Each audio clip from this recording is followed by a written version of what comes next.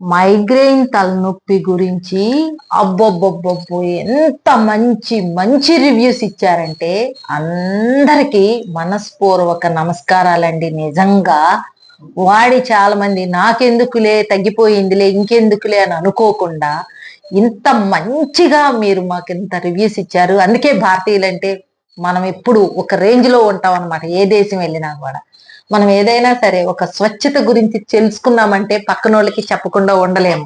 అదే మన భారతదేశం.